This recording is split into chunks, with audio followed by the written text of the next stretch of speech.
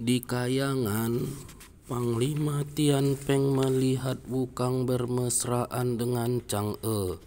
Lalu mereka terkejut karena kedatangan para dewi. Si Wukang ingin sembunyi di kolong meja. Dewi-dewi duduk di mana di bawah meja mereka ada Tian Peng bersembunyi. Tian Peng yang ingin mengikatkan sebuah tali pada kaki Chang'e tapi gagal terus. Tak lama dari itu, datanglah Mahadewi yang ingin gabung sama mereka. Dan ini membuat Tian Peng ragu mengikatkan tali dengan harapan bahwa ia akan hidup bersama Chang'e. Wukang yang melihat hal ini marah dan ia pun keluar dan mengangkat meja. Alhasil Tian Peng ketahuan dengan kejadian itu. Kaisar Langit pun marah kepada mereka bertiga. Kaisar Langit memberi hukuman untuk turun ke bumi dan tidak boleh lagi di Kayangan. Mahadewi mengajukan supaya mereka diberi keringanan hukuman. Chang'e ditempatkan di istana beku sendirian. Wukang harus terus-menerus menebang pohon sampai bisa melupakan Chang'e. Panglima Tian Peng diturunkan ke bumi. Kemudian mereka dibawa ke pintu gerbang Kayangan untuk hukumannya masing-masing. Tian Peng terus melirik Chang'e. Tian Peng ditampar oleh Chang'e dan kemudian mereka pun pergi.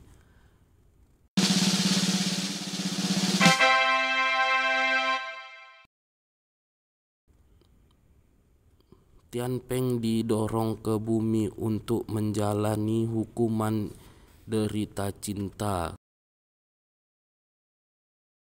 Kemudian ia lahir sebagai seorang bayi genit karena ia bisa bicara dan bergairah melihat wanita cantik yang menggendongnya. Karena terkejut, dua wanita-wanita itu spontan melepaskan bayi itu sampai ia terhempas dan kemudian bayi Tian Peng pun tewas. Kini ia pun berada di alam akhirat, tetapi kematiannya tidak tercatat.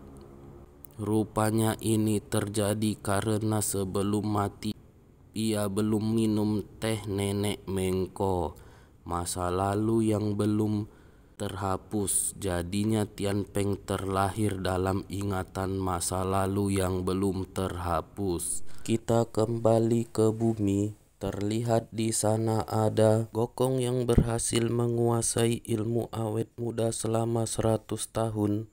Kembali ke kuil Mahaguru Bodhi.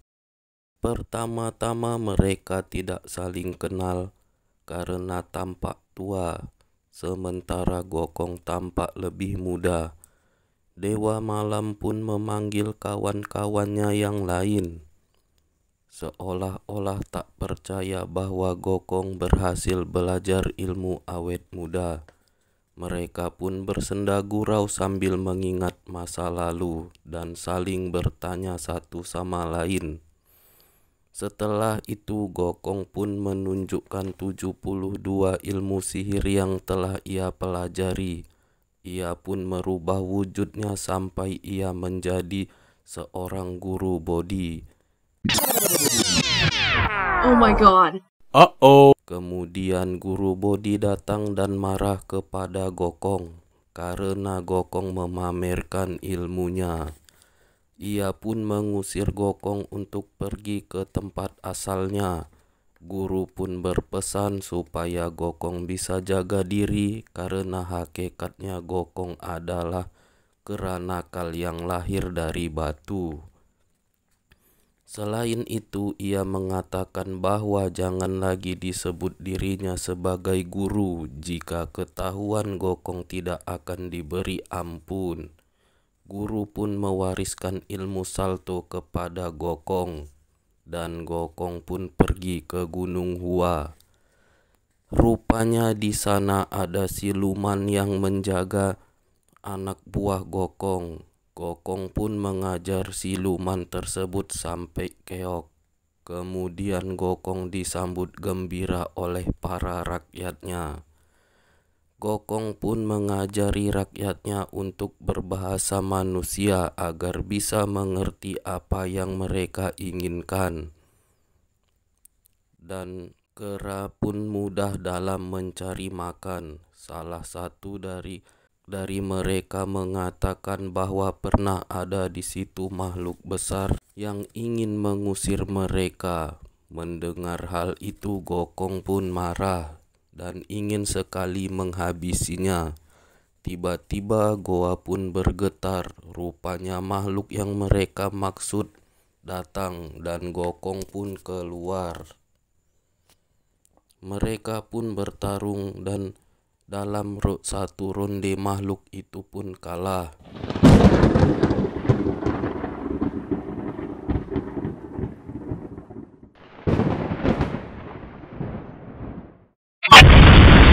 Dan akhirnya makhluk tersebut mengeluarkan jurus andalannya dan tiba-tiba Gokong mengenali jurus tersebut. Dan ia pun tersadar bahwa itu adalah temannya sendiri. Akhirnya mereka berhenti berkelahi.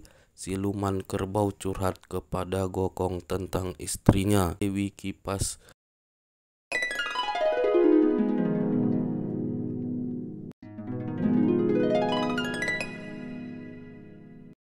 Mereka saling nantang untuk adu ilmu sihir. Gokong pun berubah menjadi siluman kerbau.